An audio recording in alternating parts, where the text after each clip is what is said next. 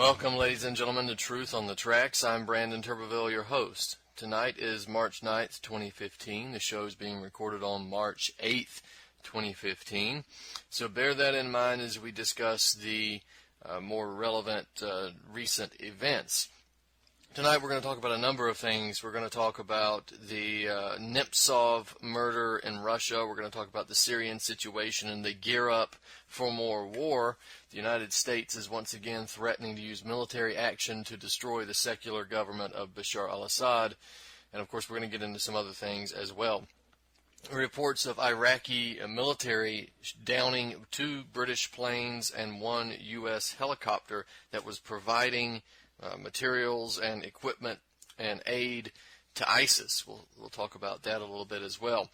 Now, before we do, I'd like to, we talk about the show. You can find the show here every Monday night and Friday night at 9 p.m. Eastern Standard Time here on ucy.tv. You can access the show's personal webpage at ucy.tv/TT for Truth on the Tracks, and on that page you'll find the archive versions of this show, you'll find the chat room, and you'll find the links to my more recent articles up there at the left-hand side of the page. So do go check that out. You can follow my work as it comes out over at activistpost.com as well as naturalblaze.com on occasion. And, of course, if you're interested in my work specifically, then go to BrandonTurbeville.com, and that is the website where I repost all of my articles, all of the YouTube videos, all of the archives, all of the relevant information, the archives of this show and so forth. Any updates will be coming from there as well. Of course, there's an events page. You can see if I'm going to be speaking anywhere. You can also go to the books tab, and you can find my books for sale if you're interested in those. And of course, BrandonTurbeville.com has been having some exclusive content as well, so it's always good to check that out. Don't just rely on social media or for it to pop up on other websites. Go to BrandonTurbeville.com and check the feed there, and hopefully we'll be bringing about some more improvements in the website. So hopefully going to get that website more interactive, more organized in the near future so that we can have a bigger effect. Now, in terms of what's going on in events, then I'd like to promote an event that will be taking place at Coffee Etc.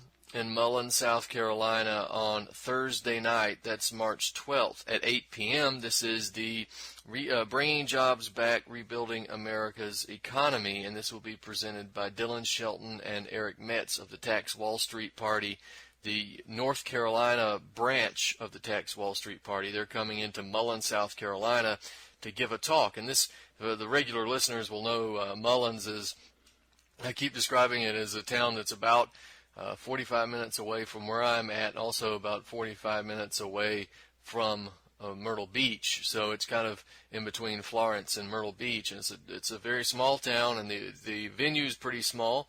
So if you want to come out, then please go ahead and make plans to do that. Get there early so you can grab a seat. We've had pretty good turnouts at these events in the past, and you don't want to have to stand up for the whole event, I guess. And these guys will be talking about the basis of the Tax Wall Street Party economic platform, which is extremely similar to the one that I promote, right? 1% Wall Street sales tax, nationalization of the Federal Reserve, 0% interest credit for infrastructure rebuilding, for the jump-starting of new productive jobs, of course the ending of free trade, maybe a protective tariff could be used, that sort of thing is what they'll be discussing, and there'll be time for question and answer. I would imagine the program will go on for about 30-45 minutes, and then there will be a 15-minute or so question and answer session. So please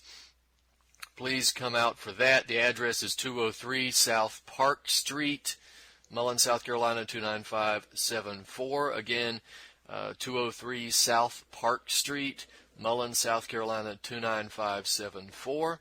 It will be at 8 p.m. on March the 12th. The venue name is Coffee Etc.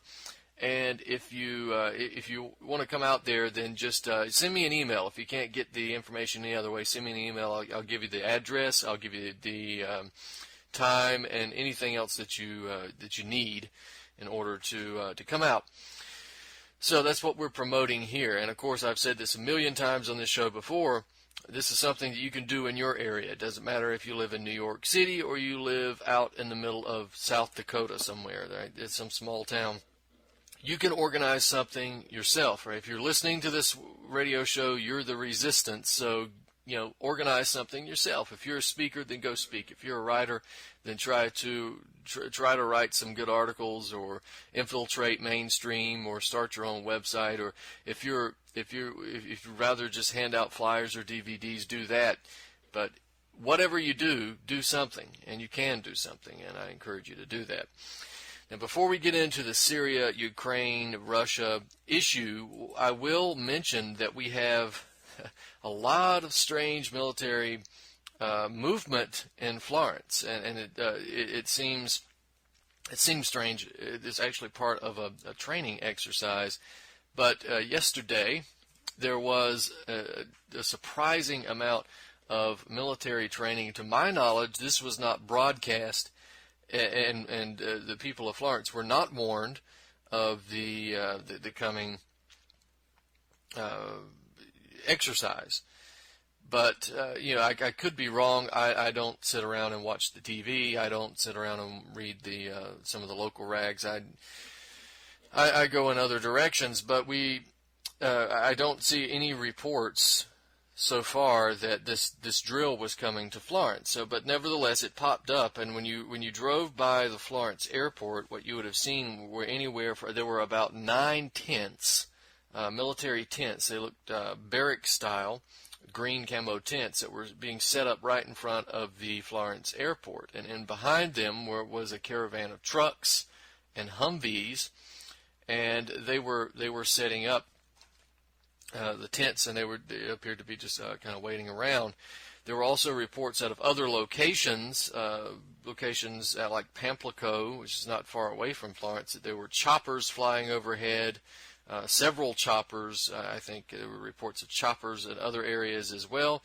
If you drove through the city of Florence, you saw a strange amount of Humvees driving up and down the streets of Florence, and so it was a lot of people were concerned about what this was, and a lot of people who were informed were concerned about what this was. I don't think anybody else even really noticed it.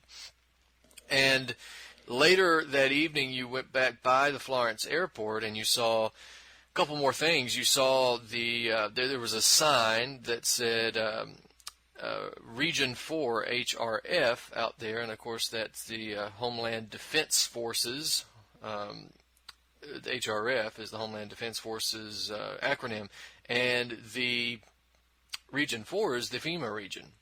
So that was what the sign said out front, and of course, when you drove by, you saw a caravan ready to go. They had lights set up for nighttime work, and then you saw a caravan out there on the airport highway waiting to drive off. Of course, it had the trucks, it had the Humvees, with the machine gun turrets, and it had a bus. And presumably, this is their FEMA bus, right? I would imagine this is what you get on to go to the FEMA camp.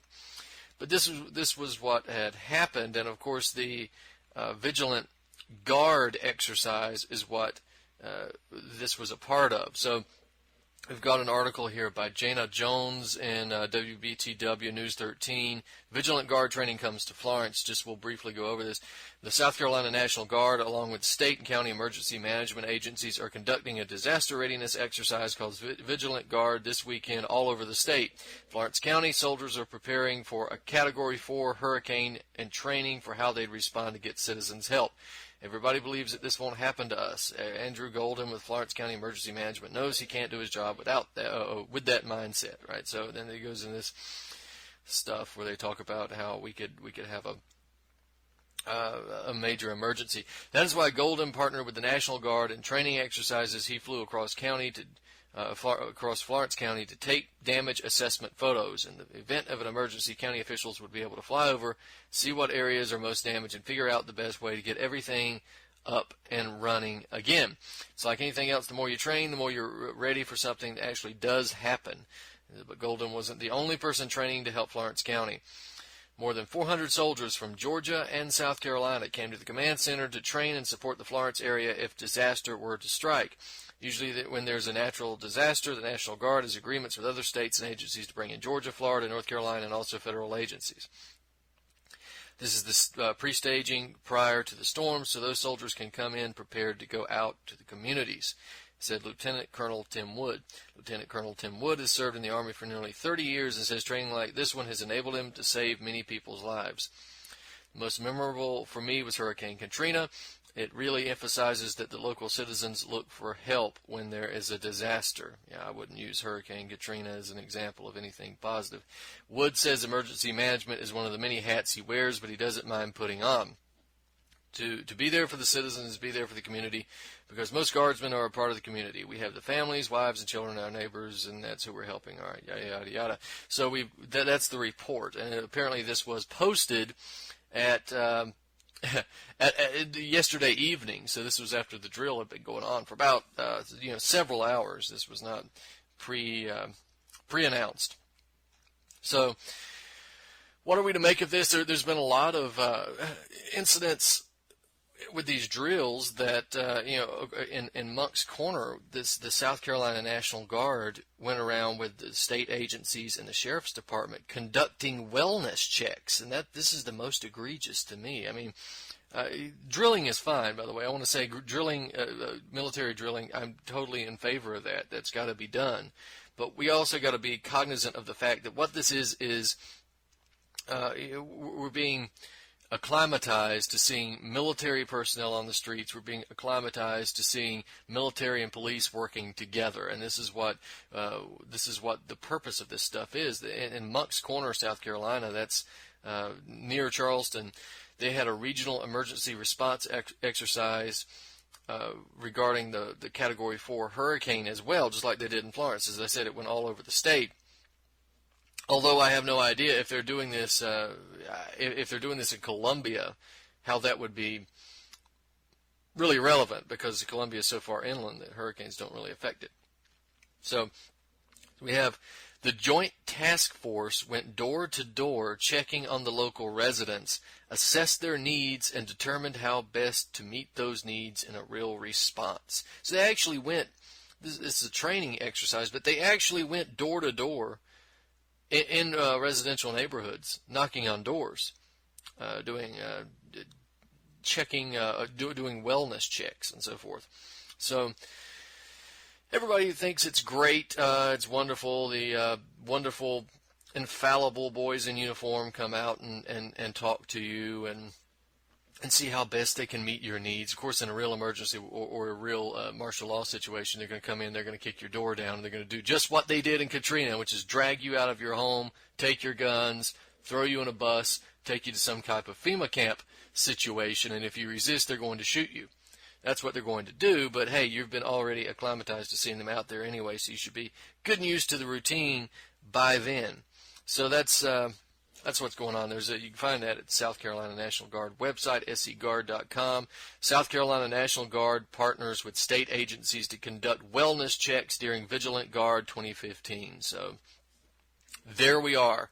You can see that on the web, and I just wanted to bring that up because not only is it news, I would assume that there are some people in Florence who listen to this show and who are concerned with the military vehicles that were taking place, that we're seeing up and down the streets in Florence. So we need to just bring up what that was and let people know what was going on. So let's get into the Nemtsov murder. Right? We have Boris Nemtsov murdered in Russia. The fact that it was a murder is not really questioned, of course.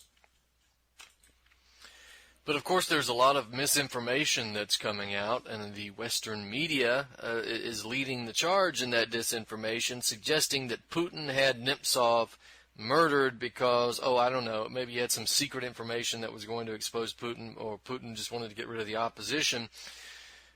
Well, there's a couple things I'll say before we even get started here. First of all, don't believe the Western media. The Western media has a vested interest in painting the situation as, a Putin-inspired murder. And of course, we've had some pretty aggressive op-eds from Russian opposition opposition leaders that have come out in the Western press, essentially saying Putin did it, and if he didn't do it, he still did it. Kind of ridiculous logic here. And of course, if you all work on the assumption that the opposition is infallible and that Putin is the spawn of Satan and the West is the arbiter of democracy, then I guess it all makes sense. But if you live in the real world, then it doesn't.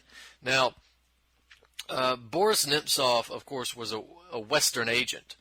And let me say to begin with that I'm not here to claim that Putin is infallible. I'm not here to claim that Putin would never have committed any kind of assassination of opposition candidates. I firmly believe that Putin is very capable of committing or implementing some type of assassination against enemies, I guess I should say.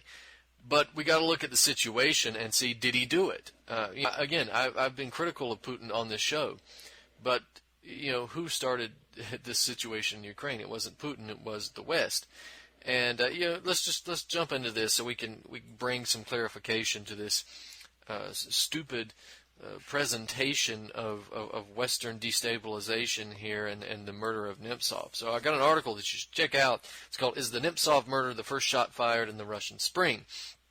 So this media campaign, by the way, over something that is an internal affair of Russia. This is not a concern of the West, but this just pushes us closer to a confrontation with Russia. So this represents the possibility of a dangerous escalation in international relations. And the Western media has seized upon this assassination as an opportunity to blame Putin directly for it and to paint Putin as the next Adolf Hitler. But at worst, and this is what we can kind of deem from looking at the facts here, and we'll get into this, at worst the assassination of Nemtsov is probably the fruit of NATO destabilization tactics. In other words, it's a false flag committed so that basically for the purposes of initiating a color revolution inside Russia, or at least to disrupt Russia internally. Or at best, it's just a PR campaign, right, in order to demonize Putin. But at worst, it was actually done by NATO intelligence. So we've got Nemtsov apparently shot 4 times in the back as he was crossing a bridge in Moscow. And it's not, at the time of the writing, it wasn't clear as to the exact location of Nemtsov's death. And interestingly enough, it still isn't. But we got a pretty good idea. But regardless, the bridge that he was in the clear sight of the Kremlin. So the reports suggest, and there is some video evidence to suggest that this is the case as well, that Nemtsov was shot with a pistol from someone in a white car, which fled the scene immediately afterwards. And it's unclear how many assassins got out of the car. Some reports say that there were several people who got out of the car. Those media outlets are discredited Western media outlets that have said that, but we don't know. It could have been. If the video footage is to be believed, we've got this street sweeper vehicle coming by at precisely the right time to prevent you from seeing the actual assassins.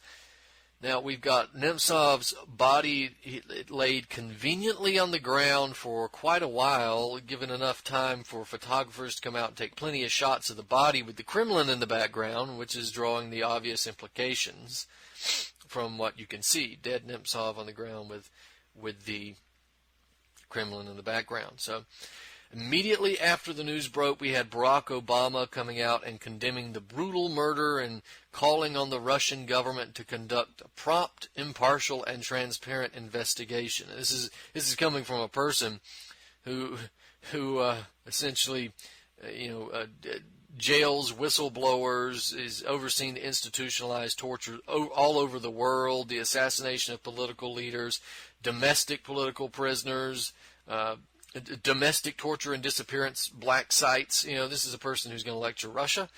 Come on. But just the Obama statement itself could be construed as meddling in the internal affairs of Russia, to be honest, because this is not something that has international overtones. This was something that happened in Russia, so it would be nice if Barack Obama would just butt out. So the U.S. has committed to pushing the propaganda line that Putin is personally responsible for the murder of Nemtsov, right? And they're going to use the Russian mafia, Russian strongman, applications. They're going to say that this is how Putin operates. And, that is how propaganda is used for the American public. In other words, it's extremely simple and quite stupid in many cases, so Americans can have a concept of it, and so we can then believe it. We've got Tony Carlucci, and I'll read his quote because it's funny. He says, "The provocative murder in the center of Moscow in close proximity to the Kremlin itself would lead the more gullible members of the general public to imagine President Putin himself leaning back in his office chair with a rifle sticking out of the window of the Kremlin and gunning down his rival in the true supervillain form." And that's exactly what he is painted as here in the West. So there is a lot of evidence to believe that Putin, in fact, was not responsible for Nemtsov's murder. In fact, there's a distinct possibility that either members of Nemtsov's own movement, or I would say even more probable, is members of the Atlanticist color revolution apparatus who are the true perpetrators of Nemtsov's death. So we'll go through a number of reasons why I believe that to be the case and see if we can't build up a significant case for saying that essentially NATO did it. All right, so let's look at who benefits from the most from Nemtsov's murder. Okay, so while any political figure would benefit from the rival or the opposition disappearing, and as I said earlier, while Kremlin-based political assassinations are not out of the question by any means, it's not Putin who would benefit the most from Boris Nemtsov's assassination, right? It's the very movement of which Nemtsov was a part, and even more so, it was the U.S. and NATO forces that want to see chaos and revolution sown in the streets of Moscow, right? So all of this is these are the individuals who would benefit the most. So, in fact, out of all the concerned parties in this whole situation, Putin would probably be the least likely culprit in the assassination of Nemtsov. Nemtsov is a failed opposition leader. Putin's approval ratings are through the roof. It's higher than any other Russian leader in modern history, from what we could tell. Now, the U.S. State Department, we have their propaganda outlet, Voice of America, it was forced to admit that the protests, there were actually protests, I should mention, there were protests scheduled before Nemtsov was killed, and he was scheduled to lead these. The U.S. State Department, via its Voice of America, has admitted that the protests were most likely to be much larger after Nemtsov's killing than they were before. So in other words, it galvanized the opposition. So this is what Voice of America says. It says, with the murder of Russian opposition leader Boris Nemtsov, gunned down on a Moscow street, the fiercest critic of President Vladimir Putin has been removed from the political stage. But it remains to be seen whether in death as in life, Nemtsov will remain a threat to Putin's rule. Already, city authorities have approved a mass march for up to 50,000 people in central Moscow on Sunday. The march, expected to be far larger than the scheduled protest rally it replaces, will provide a powerful platform for Kremlin critics who suspect a government hand in Nemtsov's death. Even officials in Putin's government seem to sense the danger that the former First Deputy Prime Minister's martyrdom might pose, hinting darkly that Friday night's drive-by shooting may have been deliberate provocation ahead of the planned weekend rally. End quote. So it seems that Nemtsov simply has had the bad fortune to find himself more valuable to the color revolution apparatus, more valuable dead than alive. Now, if you consider the fact that Nemtsov, as a leader, never really amounted to anything formidable, it's pretty easy to draw this conclusion, right? He's got numerous connections to the Western color revolution machine. His influence and effectiveness as a change agent only seem to be declining in power, and that's particularly as Putin's approval skyrocketed. So the fact that the protests were going to be far larger after he's dead, and as Voice of America says, serve as a powerful platform for Kremlin critics, this is a reality that none of that would have happened if Nemtsov had not been murdered. It would have been just more protest out in the streets of a few thousand people that nobody would have paid any real attention to. So you also look. Oh, we'll get to the proxy wars in a second. So the question is, why would Putin decide to assassinate an opponent when he has such a high approval rating? Right? If he has a need to assassinate Nemtsov, that would have arisen at a time where Putin's rule was threatened by Nemtsov, or was threatened by a growing opposition force. It would not have come at a time when the opposition was being relegated to the political back burner. It wouldn't have come at a time when Putin's approval ratings were through the roof. It would have not have come at a time when the opposition approval ratings were taking a nosedive. So the idea that Putin decided to, at this moment, assassinate this lagging political opposition figure, that should rank right beside the story that Bashar al-Assad waited until he was winning the war and UN chemical weapons experts were present in the country before launching a volley of chemical weapons attacks against the opposition right under their nose. So it doesn't seem to benefit Putin nearly as much as it does the West. Now, I will say that the story that Putin killed Nemtsov is more believable than the story that Assad used chemical weapons. But the Assad story is so out of the realm of believability that that's not really saying much for the Putin story. So let me read a quote by Paul Craig Roberts here. He says, Russians at every level are astonished at the virulent propaganda and lies constantly issuing from Washington and the Western media. Washington's gratuitous demonization of the Russian president, Vladimir Putin, has rallied the Russian people behind him. Putin has the highest approval rating ever achieved by any leader in my lifetime. And he should know because he's been around quite a long time. So we've got to also talk about the timing of the murder, right? This took 2 days before it was committed 2 days before a major protest march, right? So we have the murder committed 2 days prior to a protest which was already scheduled to take place all across Russia. And these protests were expected to have a low turnout considering the high approval rating of Putin. But with the killing of Nemtsov, as I've said, these numbers swelled. They had tens of thousands of people filling the streets of Moscow on March 1st, and there were also protests taking place in larger cities like St. Petersburg. So with that opposition lagging and the killing of Nemtsov being a shot in the arm to the movement, we see that Nemtsov's murder is quite a convenient development for the color revolution forces that are trying to destroy Russia's national structure. So if you consider the nature of the march taking place across Russia that was being supported and led by Boris Nemtsov, it was called the Vesna Youth Movement.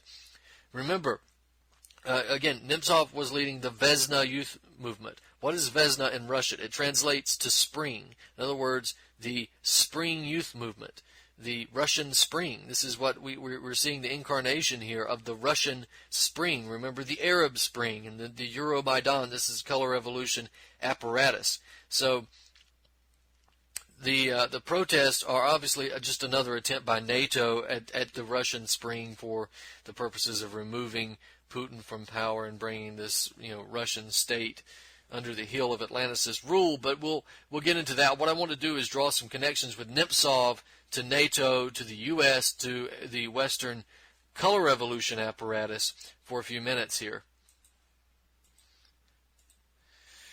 We've got Nemtsov. Nemtsov is not merely an opposition figure, remember. He was an agent, as I said at the beginning of the discussion, of the Western-controlled color revolution apparatus. It spans the quasi-official destabilization organizations of the U.S. State Department, like USAID, the NED, but it also goes to allegedly private organizations like George Soros's Open Society Institute and his Solidarity Centers. So Nemtsov's connections go across a number of these organizations and other color revolution organizations across Russia. So we've got Nemtsov. He's acting as a leader of these American-supported opposition protests, and he's done so for many years. He was actually photographed entering the U.S. Embassy in Moscow for the purpose of attending a meeting with the U.S. ambassador to Russia, Michael McFaul. And, of course, McFaul had served on the board of both the National Endowment for Democracy and Freedom House, two organizations that are major participants in Western-inspired color revolutions across the world. Now, McFaul was quite open about his participation and the participation of those organizations of which he was a part in the act of destabilizing sovereign nations and overthrowing their governments for the aims of Anglo-American establishment and NATO. 2004, we've got McFaul even writing an op-ed in the Washington Post, which is called "Meddling in Ukraine Democracy is Not an American Plot." And in that op-ed, he openly admits the role that the NED, that Freedom House, the IRI, the NDI, Solidarity Center, Eurasian Foundation, Internews, we got a USAID, of course, the International Renaissance Foundation, the role that these organizations played in the 2004 Ukrainian Orange Revolution. And now, in addition to the connection to McFaul, Nemtsov also had a connection to the NED via his advisor, Vladimir Karamurza. Karamurza had attended a number of NED forums in the past. In 2011, Karamurza had been at an NED presentation called Elections in Russia, Polling and Perspectives. In 2013, he went to one called Russia, a Postmodern Dictatorship. And remember, this question of polling and perspectives, polling is a major part of the color revolution operation, right? It provides the air of inevitability. If you can rig a poll and say that 90% of Americans believe we should invade Canada, then if you blast that across the news media and you say, 90% of Americans believe that we should invade Canada, well, where you have maybe got, I would say, 20% now, 20% of the population is always insane, but you would increase that amount of people who would want to invade Canada, right? Because there's this air of consensus, this air of inevitability, this air of popular will that is false, but it's presented to the population as a truth, and so it feeds on itself, and you can do this. Right? Is Putin a popular leader? Well, polls say that 90% of Russians think that Putin is the Antichrist. Well, that has an effect on the collective population. The collective population sees those polls, and as human beings, we judge our own sanity by the opinions of others. Basically, we believe something, and then we look to another person for confirmation of that belief. And when you present these polls, that's sort of a mass psychology operation. And it's one part of the color revolution apparatus, so that's why Karamurza and the NED is so interested in polling and perspectives. But we've discussed that before on the show. So the presentation that I mentioned a second ago, Russia, a Postmodern Dictatorship, that was conducted by the NED and the Institute of Modern Russia. And the Institute of Modern Russia is this neocon, anti-Russian propaganda operation to which Karamurza is a senior policy advisor. Karamurza is also connected to the Solidarność group. That is the Western-supported destabilization organization of Solidarność. Now we've got Nemtsov. You speak of Western-backed destabilization organizations in Russia. Nemtsov is the co-chairman of Solidarność. He was the co-chairman of that. Now, Solidarność is really an umbrella organization of the so-called Russian opposition. This is the infamous NATO color revolution and destabilization agents like Russian oligarch Mikhail Khodorkovsky, Alexei Navalny, Garry Kasparov. Kasparov actually was a founder of Solidarność too. So this is sort of your umbrella organization. And remember those names: Navalny, Kasparov, Khodorkovsky. All of these names are major leaders in the opposition. These are Russian oligarch opposition forces with connections to the British, with connections to the Americans. And let's look at this too. We've got regarding the Solidarność movement. Nemtsov was one of the most prominent figures of Solidarność at one time. Right. The name actually comes from the Cold War days, where the CIA financed the Polish Solidarność workers' opposition of Lech Wałęsa. So in other words, that was funded by the CIA, but they're taking that name from the CIA, so you can draw your obvious conclusions from that as well. And if you look at, and we're talking about Solidarność here, on December 15th, 2011, just as there was a series of U.S.-supported protests that were being launched against Putin then, which was being led by Solidarność and other organizations, the NED had held a conference entitled Youth Activism in Russia, Can a New Generation Make a Difference? And this featured speaker was Tamerlane Kubarnov, who, according to the NED, as a quote, most recently served as a program officer at the Moscow office of the National Democratic Institute for International Affairs, where he was involved in developing and expanding the capacity of political and civic organizations, promoting citizen participation in public life, youth engagement in particular. And, of course, the NDI is the democratic arm of the NED. Now, in regards to Nemtsov specifically, we have 2009, in the year 2009, Kasparov and Nemtsov met with Barack Obama to discuss Russia's opposition to Putin it was actually the personal invitation at the Ritz-Carlton Hotel by Barack Obama. He invited them personally. Nemtsov had called for Obama to meet with opposition forces in Russia. And this is his quote. This is what Nemtsov said. He said, if the White House agrees to Putin's suggestion to speak only with pro-Putin organizations, this will mean that Putin has won. But not only that, Putin will become assured that Obama is weak. In other words, if the U.S. speaks to anybody, if the U.S. doesn't go around speaking to other organizations as if Putin is not the legitimate leader of Russia, then Obama is weak. That same trip in 2009, Nemtsov was an invited speaker at the New York Council on Foreign Relations. All right, this is the most influential U.S. foreign policy think tank, I believe we could say.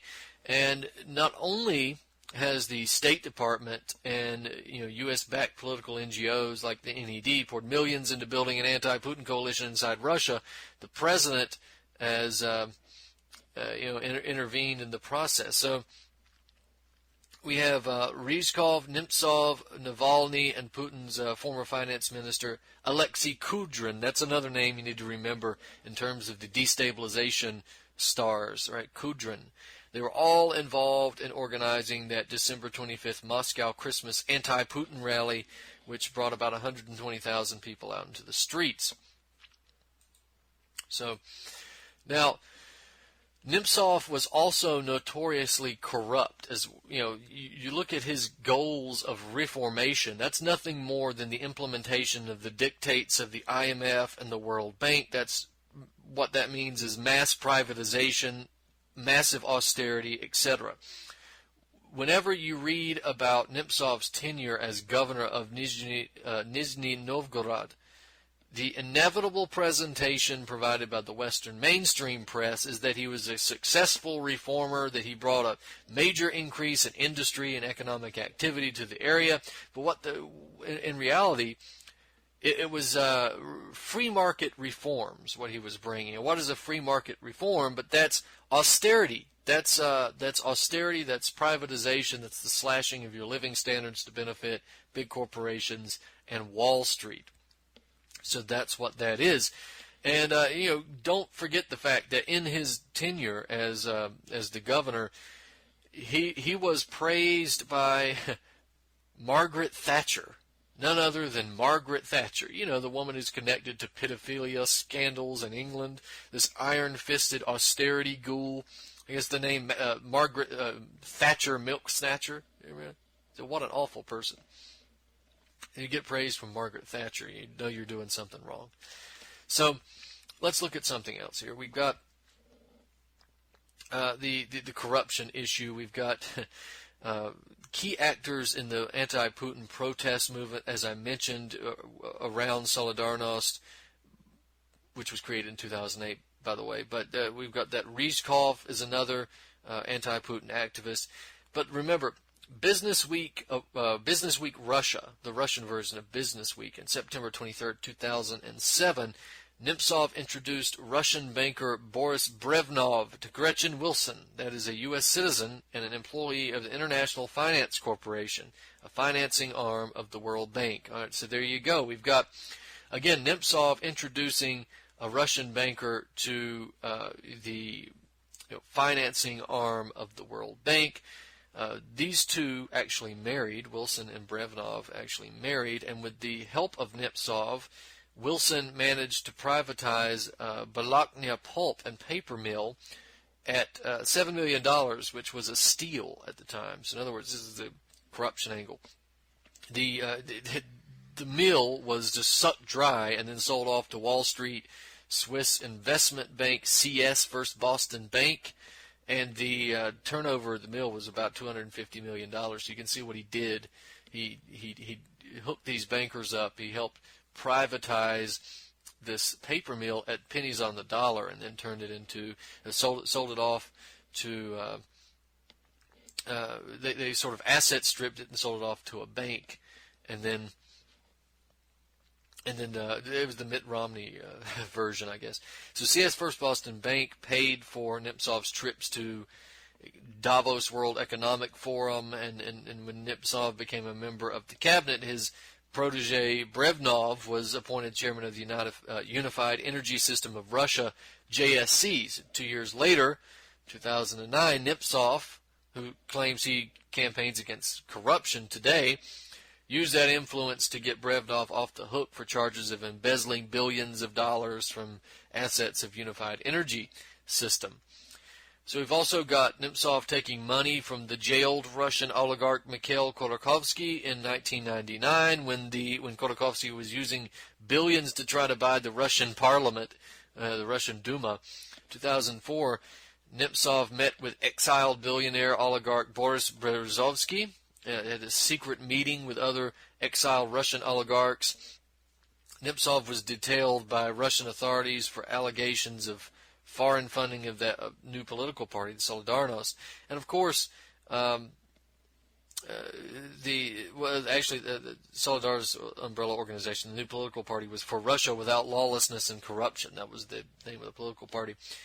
And who came to aid Nemtsov in the public arena, the arena of public opinion? It was none other than John McCain and Joe Lieberman, of course. And we also had Mike Hammer of the Obama National Security Council came in to help Nemtsov as well. We had Vladimir Rizhkov of Solidarność, closely tied to the Swiss Davos Circle. This is Nemtsov's crony, Rizhkov. They even founded a Siberian Davos.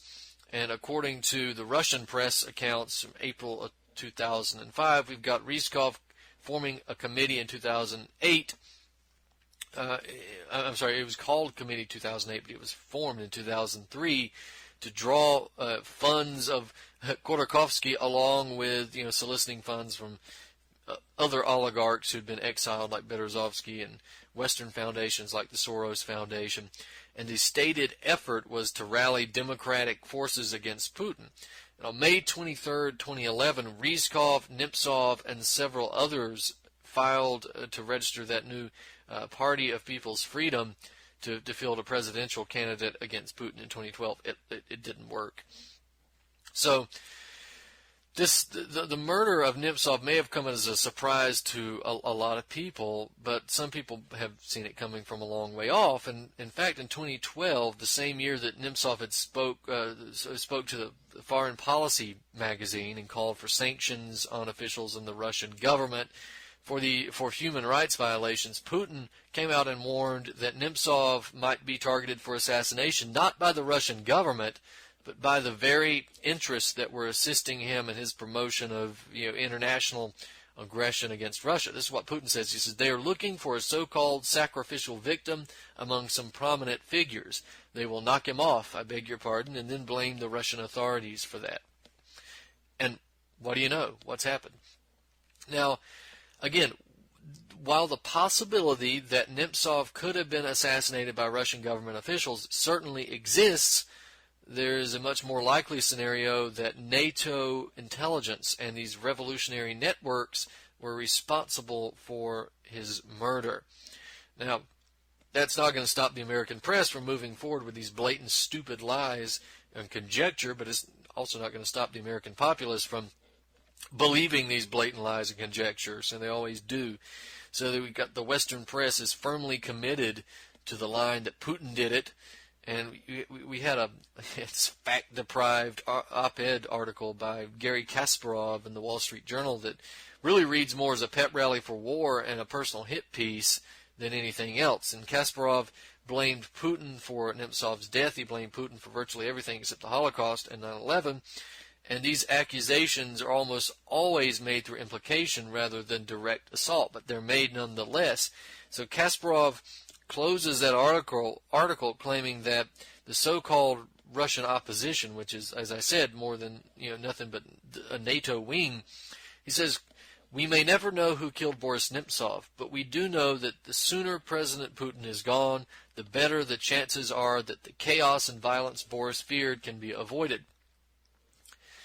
So despite the propaganda assault, the most likely culprit in this assassination are the very agents that are using his name as a rally cry in the Western press. I mean, just keep on up, right? So Nemtsov was a tireless worker for NATO, the tireless worker for destabilization of Russia. His own color revolution star was becoming outshined by Kasparov and Khodorkovsky, and it's really likely that he was becoming more useful to that apparatus dead than alive. So with Putin having such a high approval rating from the Russian people, the Russian Spring needed a shot in the arm, and what better way to do that than with a convenient martyr? And if that's the case, then Boris Nemtsov must have drawn the short straw. So that's our take on the Nemtsov murder. Now, I've got a couple of minutes. I want to get into something really ridiculous here. I want to get into the question of the mainstream media trying to blame the Syrian crisis on global warming. I think we don't have time for Jihadi John. Maybe we'll get into Jihadi John. That's kind of old news. The American intelligence, not intelligence, but the American attention span is so low and so short now that it's probably old news. Maybe we'll get to that next week if we have nothing else to cover. But got an article up. Mainstream media discovers what created ISIS. Global warming. Go check that out. We've got apparently all of us who said that the situation in Syria was actually a NATO destabilization campaign and foreign-backed invasion of terrorists in the form of al-Nusra and al-Qaeda and ISIS, we were all wrong. In fact, even the mainstream analysts who said that this was a legitimate rebellion, they were apparently mistaken. What is the true cause of the Syrian crisis? Well, according to the mainstream press, it's global warming. And I'm not joking here. We've actually got mainstream outlets saying that climate change is responsible, albeit indirectly, for the creation of ISIS and these Western-backed terrorists flooding Syria. Now, this is extremely silly, but I wanted to point it out, right? We've got Slate, Wired, The Telegraph, The Guardian, NBC, the usual suspects. And they're all pushing this narrative. So Slate is not the only one who makes these abjectly stupid claims, and nor are the outlets that I just mentioned. But I'm going to pick on Slate because it's just the easiest one right now. So let me read you one of the quotes from Slate, and then we'll just kind of address this for a couple minutes in what time we have left. Slate says this: "By now, it's pretty clear that we're starting to see visible manifestations of climate change beyond far-off melting ice sheets. One of the most terrifying implications is the increasingly real threat of wars sparked in part by global warming. New evidence says that Syria may be one of the first such conflicts. We know the basic story in Syria by now. From 2006 to 2010, an unprecedented drought forced the country from a groundwater-intensive breadbasket of the region to a net food importer.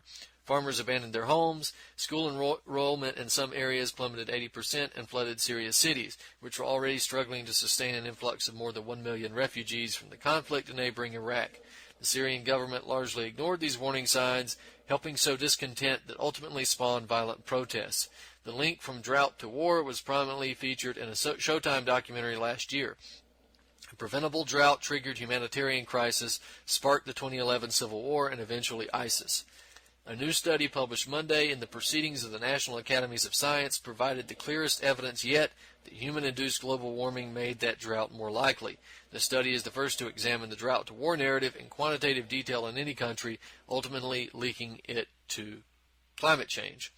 So, as I said in the article, given the detailed nature of this so-called climate science, I'm going to spare the listeners a summation of this thoroughly debunked theory of anthropogenic man-made global warming, at least as it relates to this non-existent and entirely invented theory of CO2 as a poisonous gas or a planet-killing gas.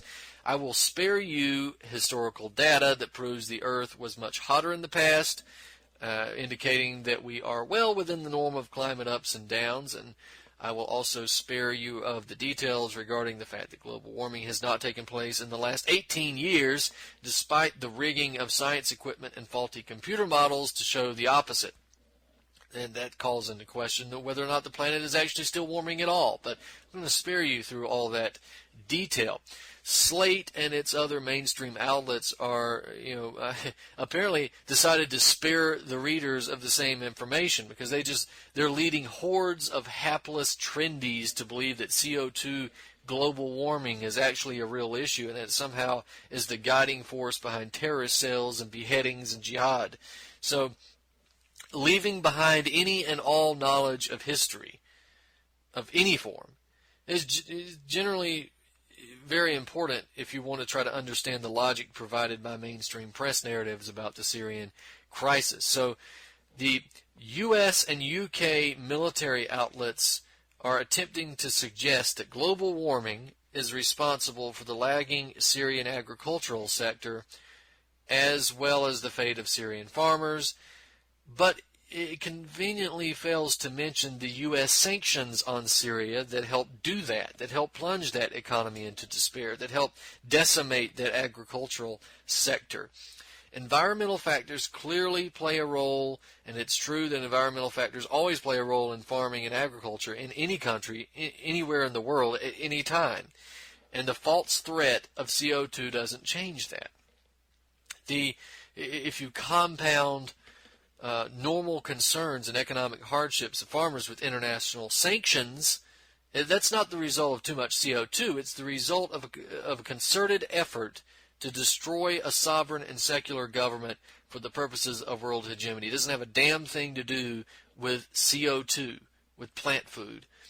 Now, these media outlets, of course, don't make any mention of the sanctions or the worldwide economic depression. They place the blame firmly on the shoulders of Assad, and who they claim, as I quoted, says, largely ignored these warning signs. This is what Slate says. A preventable drought-triggered humanitarian crisis sparked the 2011 civil war and eventually ISIS. bullshit. Global warming did not create ISIS. A drought did not create ISIS. The United States and NATO created ISIS. If you want to see the documentation of that, go read my article, The Roots of ISIS, and you'll see it. ISIS is nothing more than a name change in this long line of many other name changes for the same terrorist organization, whether it's al-Nusra, al-Qaeda, the Islamic Emirate of Iraq and the Levant, the Free Syrian Army. It's all the same. The U.S. openly funded these organizations since as far back as the late 1970s, and they've continued to do that all across the world ever since. The suggestion that a drought, that global warming, or that any other weather event created ISIS is atrociously stupid. And it's also an unfortunate example of the intellectual depths to which we have sunk as a nation, to where a news organization can print this with a straight face. That's a sad comment on the state of the American public. Corporate media has always been garbage, but at one point it was necessary for them to maintain some manner of professional and respectable airs, so to maintain some level of credibility. We've reached the point of idiocracy now where we don't have to do it, or they don't have to do it. The true unfortunate aspect of this is that now, because of these media organizations promoting these stupid narratives, whenever you discuss the Syrian crisis with these trendies and hipsters and academics, the people are always too smart by half. You're going to undoubtedly be forced to endure the regurgitation that global warming was responsible for ISIS, and you're going to have to debunk global warming along with it. And they've already attached to global warming like a religion.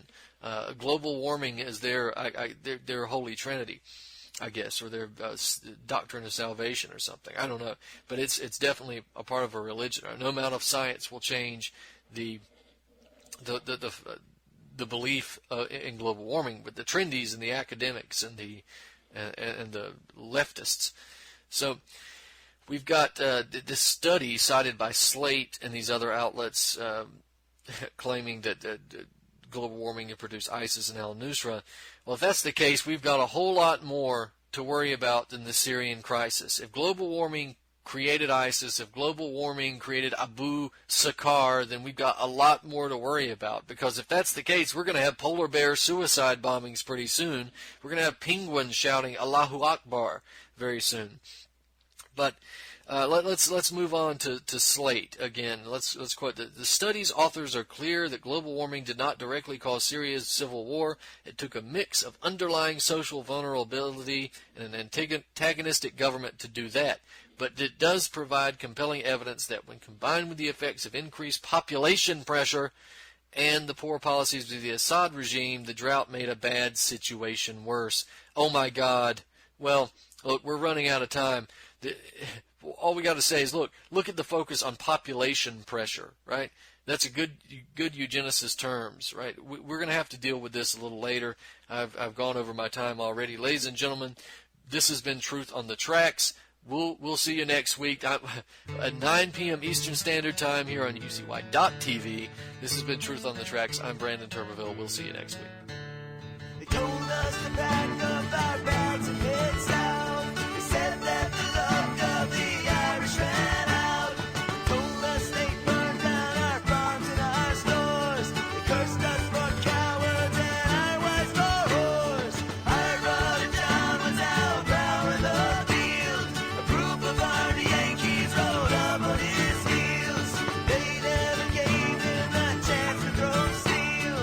Fired at him till his young body lay still. The cries of our mother rang out through the land as the blood of our brother dried up on the sand. We knew it was time to make our final stand.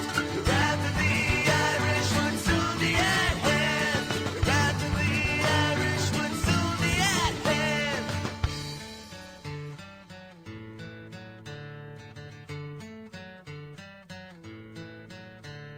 Saddled our horses and rode at first light. For more news, visit pigminews.com. This is Ozzy Skateboard.